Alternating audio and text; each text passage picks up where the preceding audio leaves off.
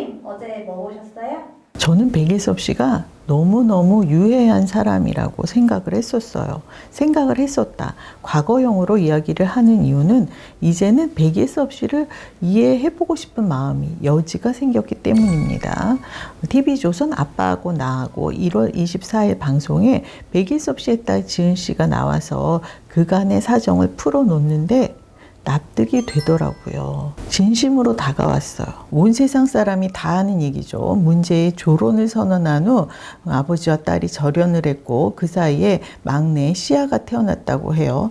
아버지는 시아를 불과 얼마 전까지는 한 번도 보신 적이 없다는 거예요. 31일자 방송을 보니까 시아가 할아버지를 남달리 살갑게 대하더라고요. 그 할아버지 눈에서 아주 꿀이 뚝뚝 떨어집니다. 어찌 사랑하지 않을 수 있겠어요. 백일섭 씨하고 딸하고 둘이 얘기를 나누다가 백일섭 씨가 짐짓 이렇게 딸에게 손을 내밀었는데요. 저는 그게 학습 효과라고 생각했어요. 백일섭 씨가 인터뷰에서 나는 사랑을 할 줄 몰랐다. 가족을 어떻게 사랑해야 하는지 방법을 몰랐다. 이렇게 얘기를 하셨는데요. 이번에 손녀딸 시아에게 배우신 겁니다. 딸 지은 씨가 나는 아버지에게 그러지 못했는데 나는 무서워서 멀리만 했는데 라고 말하더라고요. 그런데요. 저도 그랬습니다. 저는 아버지는 물론 그 누구에게도 시아처럼 살갑게 대하지를 못했어요. 예능한 편이 많은 생각을 하게 만드네요. 2013년에 방송된 TVN 꽃보다 할배, 말 안 통하는 나이 많은 영감들, 꼰대들이라고 치부했던 노년층들이 내가 생각했던 것과는 많이 다르네. 세대 간의 소통에 기여한 프로그램이죠. 그런 와중에도 백일섭 씨에 대한 반응은 한결같이 안 좋았습니다.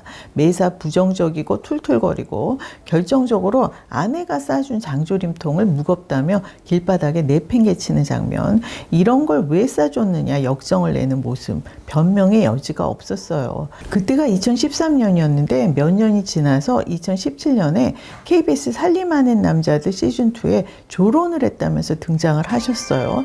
조론, 그때 나온 신조어입니다. 카메라가 돌고 있는데 그와 같은 행동을 할 정도면 집에서는 얼마나 폭력적이었겠어. 수군거리는 사람이 많았습니다.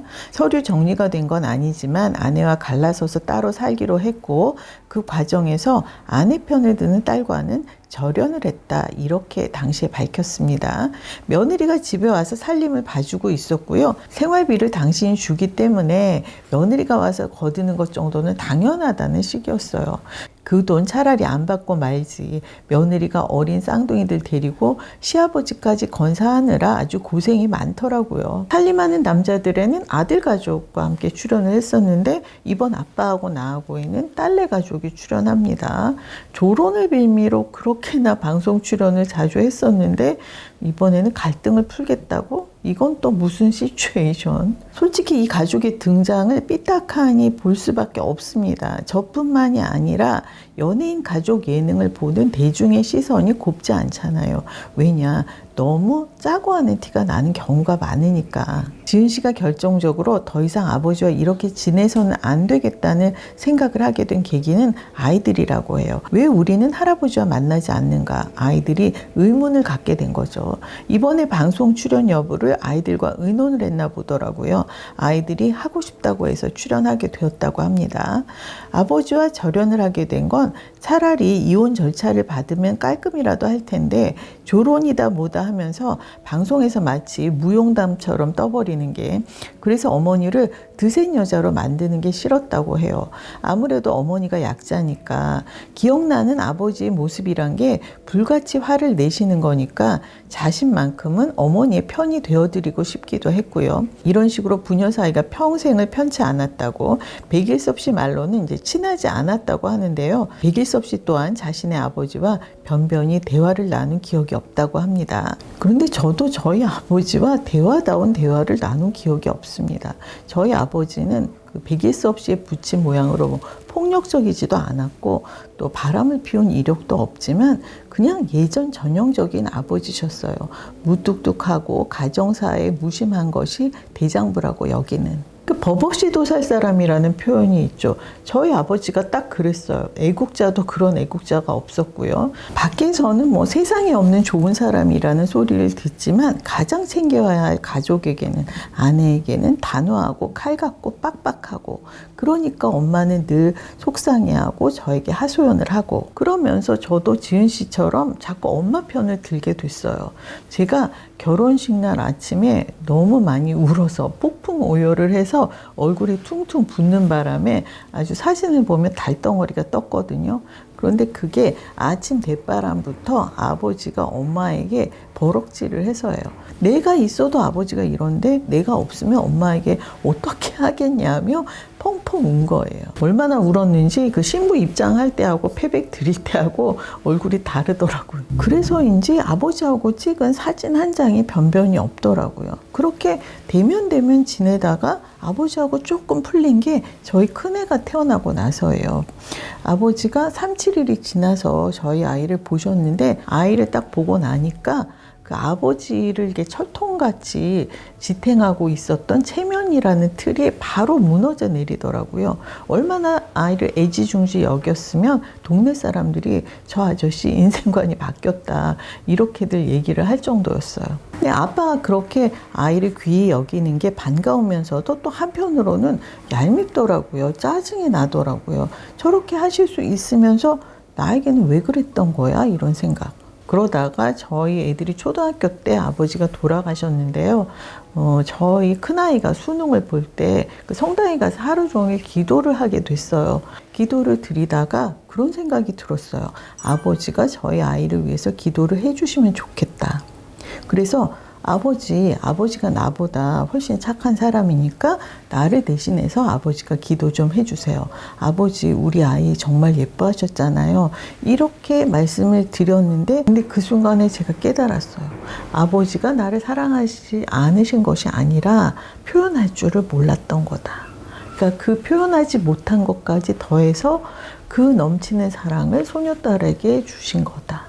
그러니까 쉼없이 눈물이 나더라고요. 아버지가 돌아가신 후 한참 뒤에야 아버지와 화해한 느낌이었어요. 화해를 했다기보다는 제가 아버지를 이해하게 된 거죠. 저는 아버지와 생전에 대화로 풀지를 못했어요. 아이가 태어난 후에 아버지의 마음을 어렴풋이 짐작은 했지만 아버지가 돌아가시기까지 10년 남짓한 시간이 있었음에도 그런 기회를 갖지 못했습니다. 그런데 그 귀한 기회를 아빠하고 나하고가 주는 거잖아요. 그냥 가족 예능으로 넘기기에는 너무나 귀한 시간입니다. 베길 수 없이 손자, 손녀들이 할아버지, 할머니 사이가 나쁘다는 걸 알고 할아버지 눈치를 보더라고요. 할머니 얘기는 할아버지 앞에서는 하면 안 되는 것으로 벌써 인지하고 있었어요. 아이들이 눈치 본다는 걸 알아차린 베길 수 없이 자신의 독단적인 행동이 가족에게, 특히 손자, 손녀에게 어떠한 부정적인 영향을 줬는지 깨달으신 것으로 보였습니다. 그래서 손자들을 위해서 아내를 향한 부정적인 마음도 바꾸시지 싶더라고요. 혹시라도 민망해서, 어색해서, 빌미가 없어서 아버지와 대면하게 지내고 계신 분들, 아빠하고 나하고를 보시고 그걸 계기로 한번 풀어보세요. 시도를 해보세요. 제가 아버지가 돌아가신 다음 7, 8년이나 지난 후에야 아버지를 이해하게 됐다 이렇게 말씀을 드렸잖아요. 그런데 그러고 나니까 아주 어릴 때 아버지가 저에게 넌지시 해주셨던 것들이 하나 둘씩 떠오르더라고요. 까맣게 잊고 있던 기억들이. 아주 어릴 때 밥을 먹을 때 아버지가 콩나물국에 김치를 씻어서 그걸 젓가락으로 찢어서 제 밥 위에 올려주셨어요. 그런데 민망해서 그랬는지 엄마가 자리를 비우면, 부엌에 가시거나 하면 그렇게 해주셨던 그런 기억이 나더라고요. 그리고 언젠가 한 번은 단둘이 이렇게 호젓한 길을 걸어가고 있었는데 아버지가 군인이셨거든요. 의장대가 하는 것처럼 긴 우산을 이렇게 휘두르는 묘기를 그 어린 딸 앞에서 자랑스레 선보였던 거, 아버지는 30대였겠죠. 그리고 이 가족의 불행은 자기 감정을 통제하지 못함으로써 다 벌어진 일이라는 생각이 들더라고요. 화를 주체하지 못하고 만만한 아내에게 풀고, 그리고 남편에게 당한 그 억울함, 서러움을 딸에게 하소연을 하고, 특히 자식에게 투영시켰을 아내. 남편이나 아내나 자신의 감정의 분출구로 가족을 이용했다고 봐야죠. 그런데 사실 우리 모두가 은연중에 다 그렇습니다.